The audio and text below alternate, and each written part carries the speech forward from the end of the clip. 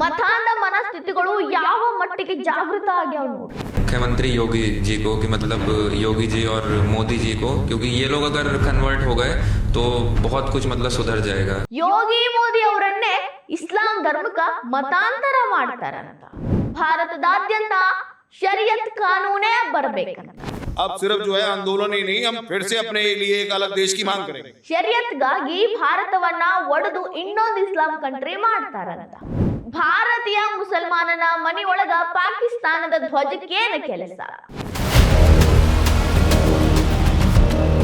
ಇಂಥ ಮತಾಂಧ ಮನಸ್ಥಿತಿಗಳಿಗೆ ಬುದ್ಧಿ ಹೇಳೋ ಕೆಲಸ ಯಾರು ಮಾಡಬೇಕು?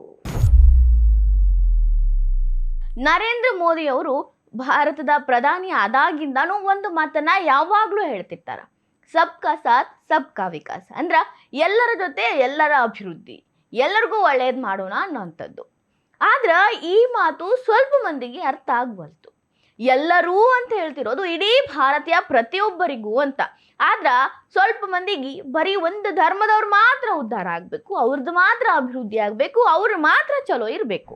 ಇಂಥ ಮನಸ್ಥಿತಿ ಇರೋದು ಭಾರತದಾಗೆ ಇರುವಂತಹ ಭಾರತೀಯರೇ ಆಗಿರುವಂತಹ ಕೆಲವೊಬ್ಬ ಮತಾಂಧರಿಗೆ. ಆ ಮತಾಂಧತೆ ಎಷ್ಟು ಮುಂದೆ ಹೋಗೈತಿ ಅಂದ್ರ ಅವ್ರು ಹೇಳಾಕತ್ತಿರೋದು ಮುಸ್ಲಿಮರಿಗೆ ಮಾತ್ರ ಒಳ್ಳೇದಾಗ್ಲಿ, ಮುಸ್ಲಿಮನ್ನ ಫಾಲೋ ಮಾಡೋರಿಗೆ ಮಾತ್ರ ಒಳ್ಳೇದಾಗಬೇಕು, ಅವರ ಅಭಿವೃದ್ಧಿ ಆಗಬೇಕು ಅನ್ನೋ ರೀತಿಯ ಮಾತುಗಳು. ಈಗ ಅದಕ್ಕಾಗಿ ಅವ್ರು ಹೇಳಾಕತ್ತಾರ, ಮುಸ್ಲಿಮರ್ ಮಾತ್ರ ಒಳ್ಳೇದಾಗಬೇಕು ಅಂದ್ರ ಇಸ್ಲಾಮನ್ನ ಉದ್ಧಾರ ಮಾಡಬೇಕು, ಇಸ್ಲಾಮೇ ಎಲ್ಲರ ಕಡೆ ಆಗಬೇಕು, ಶರಿಯತ್ತೇ ಭಾರತದಾಗ ನಡಿಬೇಕು.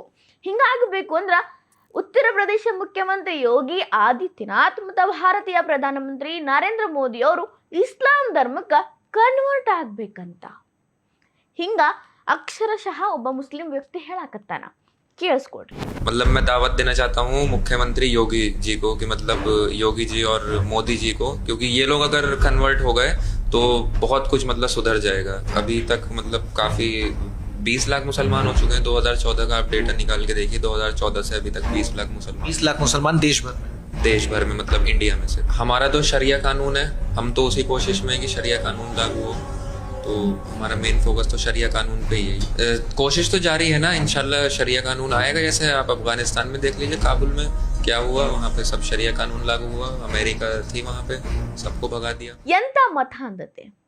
ಈಗಾಗಲೇ 2014ರಿಂದ 20 ಲಕ್ಷ ಹಿಂದೂಗಳನ್ನ ಇಸ್ಲಾಂ ಧರ್ಮಕ್ಕೆ ಕನ್ವರ್ಟ್ ಮಾಡಿವಿ ಅಂತ ಕ್ಯಾಮರಾ ಮುಂದೆ ಹೇಳಾಕತ್ತಾರ. ಯಾವ ರೀತಿ ಕನ್ವರ್ಟ್ ಮಾಡಿದ್ರು ಗೊತ್ತಿಲ್ಲ. ಲವ್ ಜಿಹಾದ್ ಮಾಡಿ ಕನ್ವರ್ಟ್ ಮಾಡಿದ್ರ, ಜಿಮ್ ಜಿಹಾದ್ ಮಾಡಿ ಕನ್ವರ್ಟ್ ಮಾಡಿದ್ರ, ಯಾವ ರೀತಿಯಾಗಿ ಕನ್ವರ್ಟ್ ಮಾಡಿದ್ರು ಐ ಡೋಂಟ್ ನೋ. ಬಟ್ ಆತ ಎಷ್ಟು ಧೈರ್ಯದಿಂದ, ಆತ್ಮಸ್ಥೈರ್ಯದಿಂದ ಹೇಳಿಕತ್ತಾನ. ಜೊತೆಗೆ ಮೋದಿ ಯೋಗಿ ಅವರು ಕೂಡ ಕನ್ವರ್ಟ್ ಆದ್ರ ಭಾರತದಾದ್ಯಂತ ಇಸ್ಲಾಮೇ ನಡಿಬೇಕು ಅನ್ನುವಂತ ಕೆಟ್ಟ ಮನಸ್ಥಿತಿಯನ್ನ ಬಿಚ್ಚಿಡ್ಲಿಕ್ಕತ್ತಾನ. ಅಭಿವೃದ್ಧಿ ಒಳಗ ಧರ್ಮ ತರ್ಲಿಕ್ಕತ್ತಾನ. ಈ ಒಬ್ಬ ವ್ಯಕ್ತಿ ಹಿಂಗೆ ಹೇಳಿದ, ಇನ್ನೊಬ್ಬ ವ್ಯಕ್ತಿ ಏನಂತ ನೋಡ್ರಿ. ಅವ ಹೇಳ್ತಾನ, ಆಲ್ರೆಡಿ ಪಾಕಿಸ್ತಾನವನ್ನ ಡಿವೈಡ್ ಮಾಡಿದೀವಿ, ಇಸ್ಲಾಂ ಸಂಖ್ಯೆ ಹೆಚ್ಚಾಗ್ತಿದ್ದಂಗ ಹೆಂಗ ಪಾಕಿಸ್ತಾನ ಬ್ಯಾರೆ ಆಯ್ತಲ್ಲ ಭಾರತದಿಂದ, ಹಂಗ ನಾವು ಇನ್ನೊಂದು ದೇಶದ ಬೇಡಿಕೆ ಇಡ್ತೀವಿ, ನಮ್ಮ ಜನಸಂಖ್ಯೆ ಆಲ್ರೆಡಿ ಅಷ್ಟೈತಿ, ವಿ ವಾಂಟ್ ಅದರ್ ನೇಷನ್ ಅಂತ. ನವ मुस्लिम लीग ने 1942 में डिमांड की थी पाकिस्तान की. 22 साल तंग होने के बाद में वही हालात अब पैदा करे जा रहे हैं. अब सिर्फ जो है आंदोलन ही नहीं, हम फिर से अपने लिए एक अलग देश की मांग करेंगे. ನೋಡ್ರಿ, ಎಂತ ವಿಭಜಕ ಮನಸ್ಥಿತಿ, ಎಂತ ಮನಸ್ಥಿತಿ ನೋಡ್ರಿ. ಬರೀ ಒಡೆಯೋದು. ಆಲ್ರೆಡಿ ಪಾಕಿಸ್ತಾನವನ್ನ ಒಡ್ಕೊಂಡು ಹೋಗಿದ್ದಾಯ್ತು, ಅದಾಗಿ 70 ವರ್ಷ ಆದ್ರೂ ಕೂಡ ಇಂಥದ್ದೇ ಮನಸ್ಥಿತಿ ಇನ್ನ ಇವ್ರ ಮನಸ್ಸೊಳಗೈತಿ. ದೇಶ ಒಡಿಬೇಕು, ಭಾರತದಿಂದ ಇನ್ನೊಂದು ಇಸ್ಲಾಂ ದೇಶ ಮಾಡಬೇಕು ಅನ್ನುವಂಥದ್ದು. ಈ ಮನಸ್ಥಿತಿಗೆ ಮತಾಂಧ ಮನಸ್ಥಿತಿ ಅನ್ಲಾರ್ದ ಇನ್ನೇನು ಅನ್ಲಿ ಹೇಳ್ರಿ. ಒಂದೇ ದೇಶದಾಗ ಇಟ್ಕೊಂಡು ಅದೇ ದೇಶದ ಸವಲತ್ತುಗಳನ್ನ ಪಡ್ಕೊಂಡು ನಮಗೆ ಇನ್ನೊಂದು ಇಸ್ಲಾಮಿಕ್ ದೇಶ ಬೇಕು ಅಂತಾರಲ್ಲ, ಇದಕ್ಕೇನಂತ ಕರಿಬೇಕು? ಇದೇ ಮನಸ್ಥಿತಿಯ ಒಬ್ಬ ವ್ಯಕ್ತಿ ಪಶ್ಚಿಮ ಬಂಗಾಳದಾಗ ಇಂಥದ್ದೇ ಕೆಲಸ ಮಾಡಿದ. ಪಾಕಿಸ್ತಾನದ ಮೇಲೆ ಅವನ ಪ್ರೀತಿ ಉಕ್ಕಿ ಹರಿದಿತ್ತು. ಪಾಕಿಸ್ತಾನದ ಧ್ವಜವನ್ನ ಮನೆಯಲ್ಲಿ ಇಟ್ಕೊಂಡಿದ್ದ, ಬೇಕಾದಾಗ ಅದನ್ನ ಹಾರಿಸ್ತಾನೂ ಇದ್ದ. ಇದು ಸ್ಥಳೀಯರಿಗೆ ಗೊತ್ತಾಗಿ ಪೊಲೀಸರನ್ನ ಕರೆಸಿ ಸೀದಾ ಒಳಗೆ ಕಳಿಸ್ಯಾರ.